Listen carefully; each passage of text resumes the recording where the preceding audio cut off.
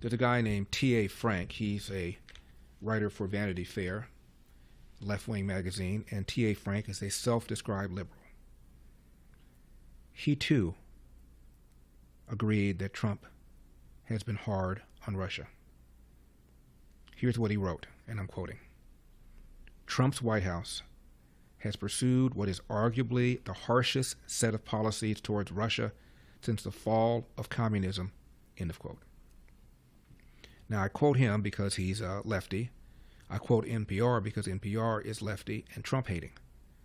So when you have these lefties, every now and then, tell the truth, it shows you that the rest of them either are ill-informed, to be charitable, or they're lying, or they don't care to be better informed because they so despise Donald Trump. Now, this is interesting. This is an article in Just the News, another one in Breitbart. Just the News headline. We've interviewed the editor and founder of Just the News, John Solomon, many times. Europeans are fueling Russia's war effort through gas purchases while militaries wither, meaning while their own militaries wither. Headline, Breitbart, Europe spent more on Russian fuel in 2024 than Ukraine aid. They quote an analyst at a think tank called Center for Research on Energy and Clean Air, talking about the study that found Europe's purchases of Russian oil and gas in 2024 was greater than the financial aid they gave to Ukraine that year. I repeat, Europe's purchases of Russian oil and gas was greater than the financial aid Europe gave to Ukraine last year. This analyst said, and I'm quoting him, purchasing Russian fossil fuels is quite plainly akin to sending financial aid to the Kremlin and enabling its invasion. It's a practice that must stop immediately to secure not just Ukraine's future, but also Europe's energy security, end of quote. Brian Mast is a Republican. He was on CNN's Jake Tapper show. Here's what happened, number 38.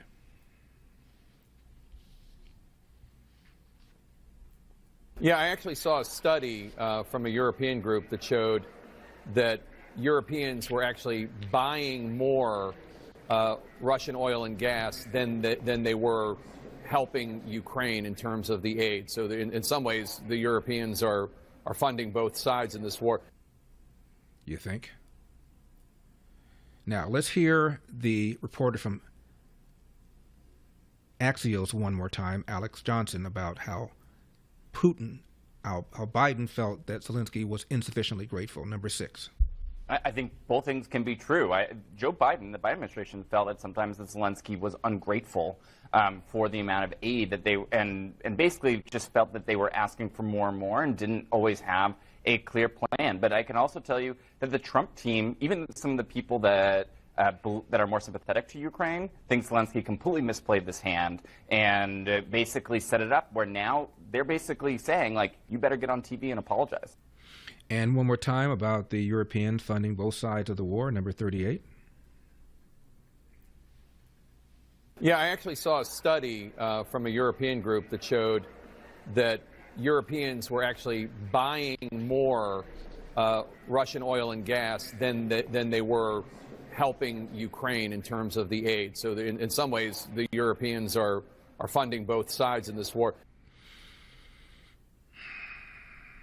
By the way, Zelensky now says that the clash in the Oval Office was, quote, regrettable, his word, and he pledged to sign a minerals deal and hold peace talks.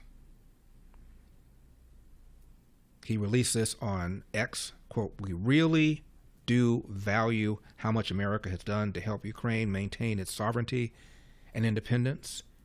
And we remember the moment when things changed, when President Trump provided Ukraine with javelins.